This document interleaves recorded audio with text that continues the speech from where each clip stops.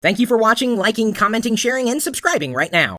Hello world, I'm Chris Pirillo. This is my iPad mini, and this is my iPad mini review. And don't forget, one of my Instagram followers is going to be getting this iPad mini on Thanksgiving Day, no matter where you happen to live on the planet.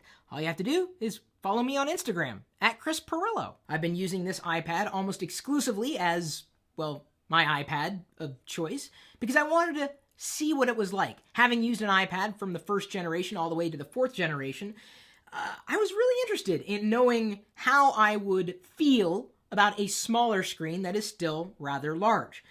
Of course, if you've looked up the specs, you know that the iPad mini measures 7.9 compared to the classic iPad measuring 9.7. See, they just transpose the numbers. Easy way to keep those numbers straight. Yes, this is an iPad, but smaller than the iPad that you were used to, and that's exactly what the experience is. Some people have gone as far as to say the size of this iPad, the iPad mini, is the size the iPad should have been all along. And I could see why they would say that. It's a good screen. It's a good size.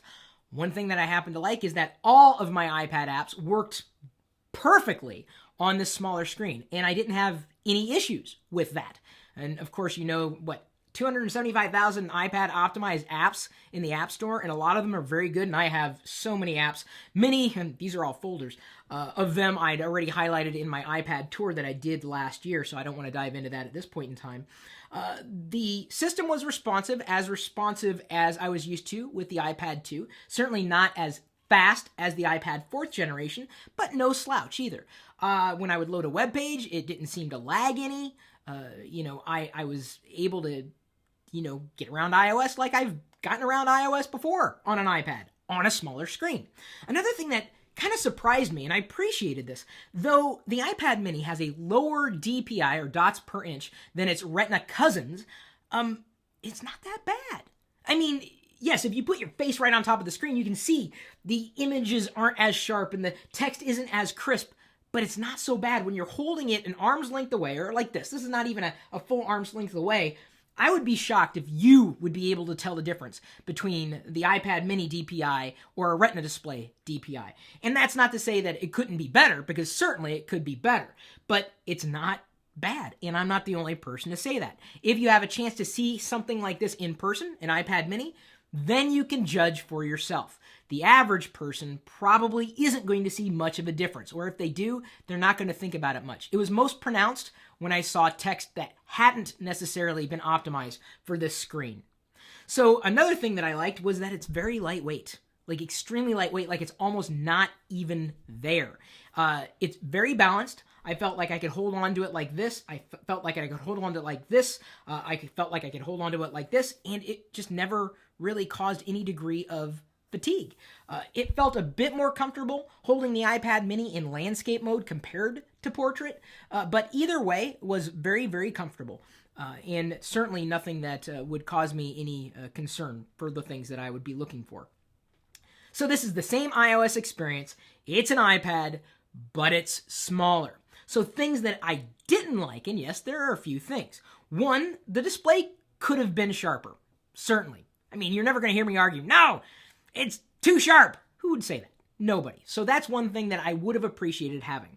Another thing I didn't like is if you're holding the iPad in a portrait orientation and your thumb or finger is just over the bezel, sometimes, even though iOS has now been optimized, you can see my thumb is in the middle of the screen, I can still browse and navigate.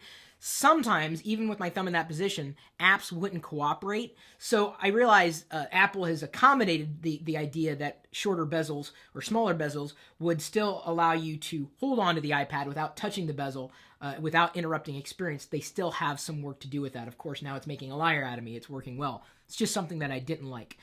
The smart cover works. It works well, although I found that a few times when I would go to slap it on, it wouldn't be perfectly aligned, and I would have to readjust it. Of course, again, it's making a liar out of me. Let's see if I can get it to misalign again.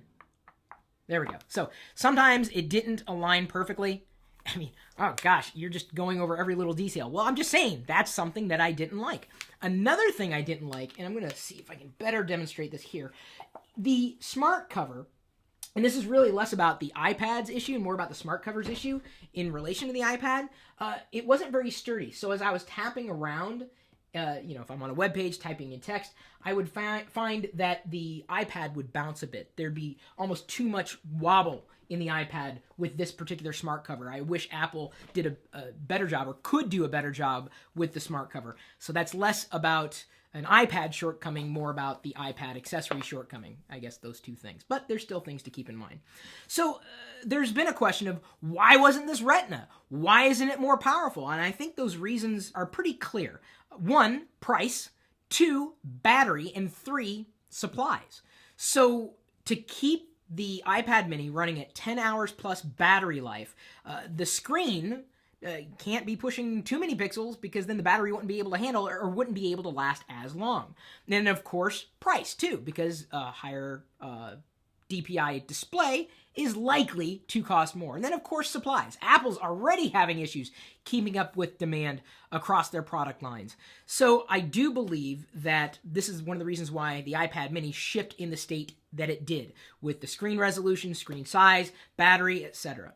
So in the future, I would certainly expect to see a Retina display iPad mini.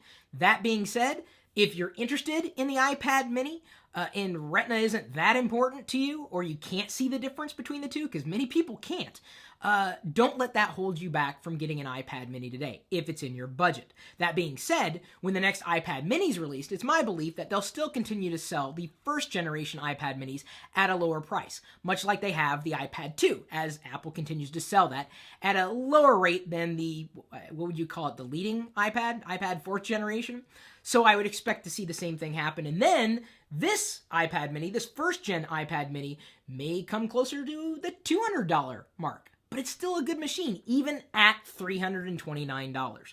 Another thing that I would expect to see in the future is, and I'm trying to figure out how to explain this and make the point very clear. I don't think you're going to see the latest generation hardware in the iPad mini. And for a few different reasons. One, this is not a workhorse. It is definitely an iPad. You can get stuff done on it, but it's not their pro machine. Their pro machine is likely going to continue to be their 9.7-inch model, or the classic iPad. I think you're always going to see the processor running 1 or 2 generations behind in the iPad mini, if only because it's smaller. So as the battery technology advances, in order for Apple to boast a longer battery life in the classic iPads, the 9.7-inch iPads, it has to have a bigger battery. Well, if they're wanting to keep this small and lightweight, that battery has to be placed in lockstep with a processor that's going to be able to keep it at the same battery or performance level. So that's one of the reasons why I do believe you're never going to see the latest gen processor in the latest version of an iPad mini.